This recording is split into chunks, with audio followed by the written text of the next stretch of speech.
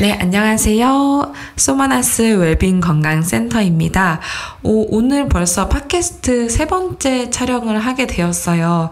첫 번째 촬영은 저희 이제 회원님이랑 비디오 팟캐스트 촬영도 했었고, 두 번째로 이제 오디오 촬영도 했었는데, 저희 이렇게 회원님들이랑 소마나스 센터 얘기 소개해드리면서 실질적으로 이 소마나스 센터를 만드시고 이런 모든 프로그램을 계획하신 박사님이랑 이야기를 해본 적이 없어서 이제 앞으로 박사님이랑 이렇게 직접적인 대화, 소통으로 조금 더 건강적인 지식이라던가 궁금한 사항들을 많이 말씀드릴 수 있을 것 같아요. 그래서 오늘 박사님 모시고 이야기 한번 시작해 보려고 하는데요. 그래서 오늘 이야기 나눠볼 주제가 만성질환 관리와 건강 관리의 핵심 요소.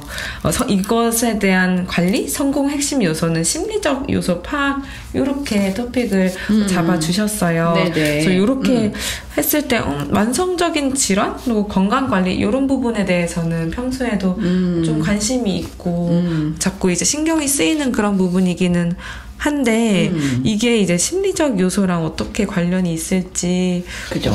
아직 감이 잘 안 오는 것 같아요. 그렇죠. 네. 그러면 제가 일반 무슨 질환 관리가 다르게 만성 질환이라고 했잖아요, 그죠? 네. 그러니까 만성기랑 어떤 사고를 당했거나 급성으로 어떤 질환을 했을 때 급성 질환과 만성 질환은 심리적인 사이클을 아주 다른 경험을 하는 것부터가 다르죠. 일단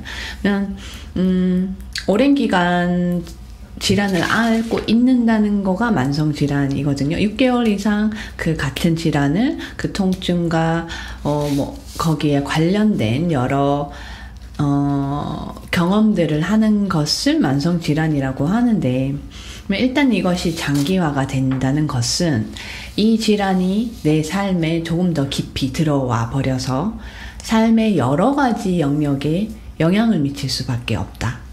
그런 것들이 이제 심리적인 요소로 작용을 많이 하게 되죠. 직장적인 거, 일도 그렇고요. 대인관계도 그렇고, 시간적인 배분, 그다음에 스트레스의 영향, 이런 잡다한 것이 다 영향을 미치게 되는 상황이 되기 때문에 만성질환기에는 반드시 부정적인 심리적 경험, 정서적인 경험을 가지고 가는 게 80% 이상으로 저희 연구에서는 보고가 되고 있어요. 거의 제가 생각할 때는 제가 센터에서 이렇게 많은 질환자들을 봤을 때, 그리고 개인적인 경험을 했을 때도 거의 100%라고 생각하거든요. 그렇군요. 이렇게 박사님이 얘기해 주셨을 때 사실 조금 놀란 게 6개월 이상 지속된 상황을 만성질환이라고 하는 게 좀 놀라운 게, 그렇죠.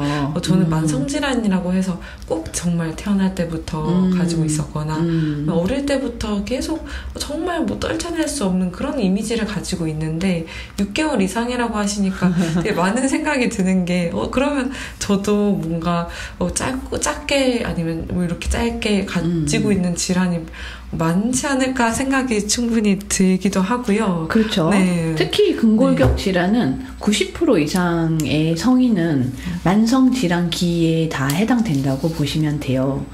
보통 10대에 경험을 하셨다 하면 그때 급성으로 경험을 했다가 한 몇 년 뒤에 또 안 좋은 경험, 사고든 몸을 잘못 쓰든 스트레스가 있든 이렇게 해서 또 재경험을 하게 되잖아요. 그러면 그때는 그냥 급성기라고 할 수는 없어요. 거기까지 이제 끌고 갔기 때문에 만성기에 들어가는 거예요. 네. 그렇게 봤을 때, 그래서 이제 제가 연구하는 만성질환 중에서 큰 것이 만성근골격 질환이 되는 거예요.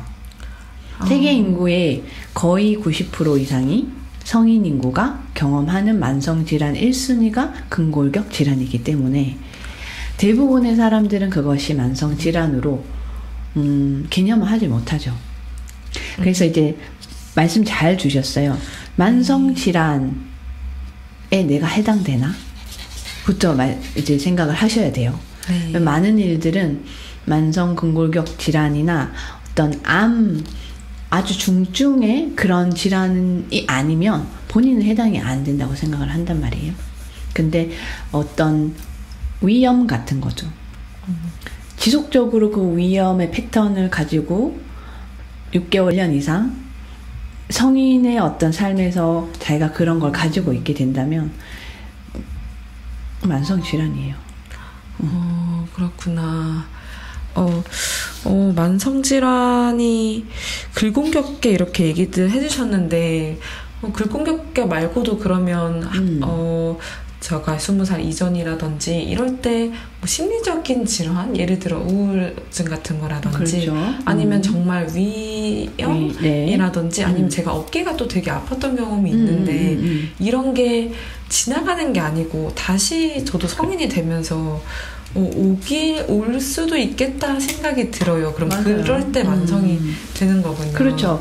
그런 이제 시민성 질환이라고 하거든요. 네. 그러니까 본인의 스트레스의 신체적인 특정한 구간들이 계속 패턴식으로 나오는 거, 가장 많은 게 위염, 대장 관련한 민감함, 두통, 허리 통증 이런 거는 거의 시민성 질환으로 밝혀진 부분이에요. 그렇다면 많은 사람들이 본인들이 해당된다고 생각할 수 있겠죠. 그렇군요. 그러면 사실 건강관리라고 해서 되게 단순히 식단, 뭐 잠, 평소에 운동하기 이 정도 크게 세 가지로만 생각을 했던 것 같아요.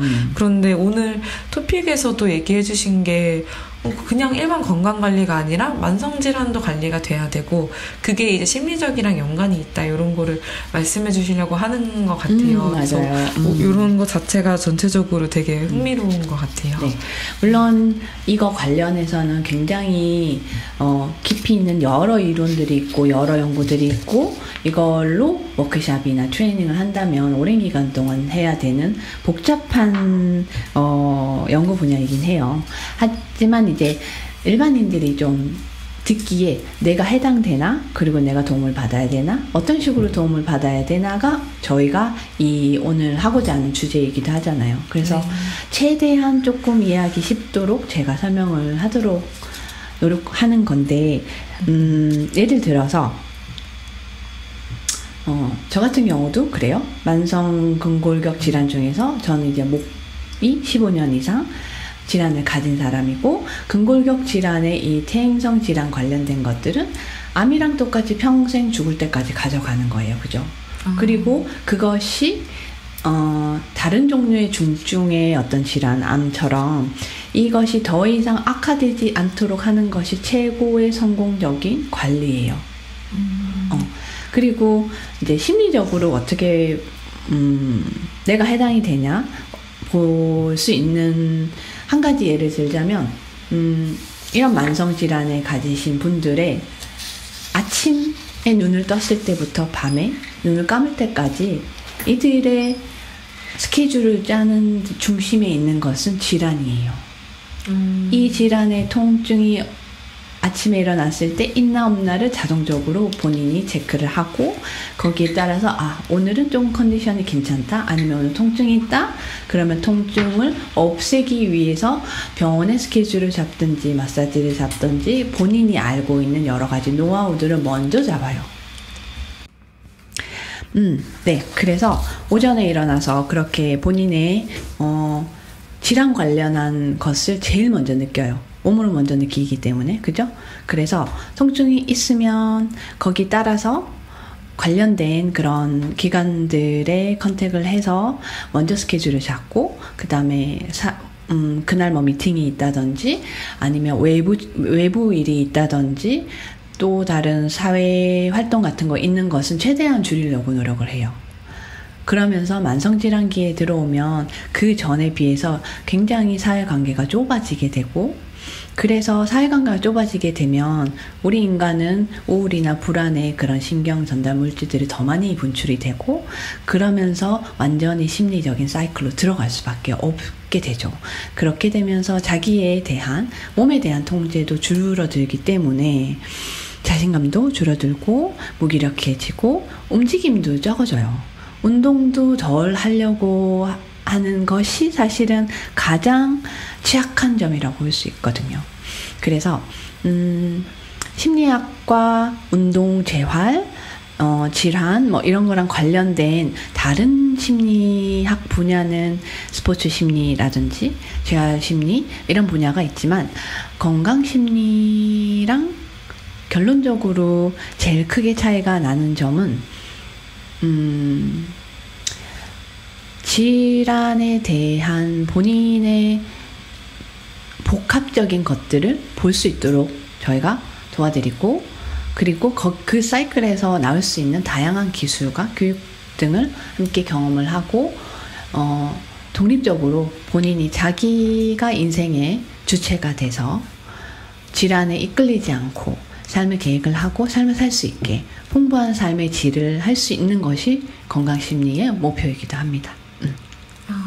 그렇군요. 그래서 오늘 박사님께서 얘기해 주신 것들이 뭔가 만성질환, 건강관리 이런 것들에 대해서 가볍게 설명해 주시고, 거기서 이제 심리적인 요소가 같이 뭐 잘 해결돼서 되게 긍정적인 방향으로 이야기를 해주셔서 사실은 궁금해지는 게 너무 많고요. 그렇죠. 네, 궁금해지는 게 너무 많고, 그리고 또 저희가 특별하게 필라테스도 같이 하고 있잖아요. 그래서 네. 운동도 같이 하고 있는 센터로서 네. 그런 부분에서 어떻게 또 도움을 주실 수 있고 지금 도움을 주시고 계신지 또 말씀 나눠보고 싶은 게 너무 많은 것 같아요. 거기 관련해서는 저희가 이제 다음 시리즈에서 좀 더 구체적으로 만성질환이 삶의 사이클에 특별히 어떻게 들어와서 그 한 개인을 힘들게 하는지, 거기에 뭐 수면 장애가 가장 많이 들어가고요. 그 다음에 체중의 변화 같은 것도 들어가고, 그런 삶의 질이 깨어짐으로 인해서 본인이 가진 질환 플러스 더 많은 일상의 스트레스가 많아지기 때문에 스트레스를 관리를 하는 것도 굉장히 중요하게 생각하는 부분이고 개선이 되어야 되는 부분이고, 그것을 저희는 이제 도와주는 역할을 하는 거죠. 거기에 저희가 그냥 운동이 아니잖아요, 그죠? 재활적인 성격을 가진 독특한 필라테스라는 것을 사용을 하기 때문에 여기에 또 어떻게 이런 것들이 잘 맞물려서 활용이 되는지 그런 것에 대해서는 저희가 또 추후에 다른 주제로 얘기를 해볼 수 있도록 하겠습니다. 네, 오늘 너무 말씀 감사하고요. 저희 이제 요 영상 오디오 올라가는 대로 다음 토픽 준비하고 얘기하면 너무 좋을 것 같아요. 네, 그래서 오늘 수고 많으셨고요. 감사합니다. 네, 도움 되셨으면 좋겠습니다.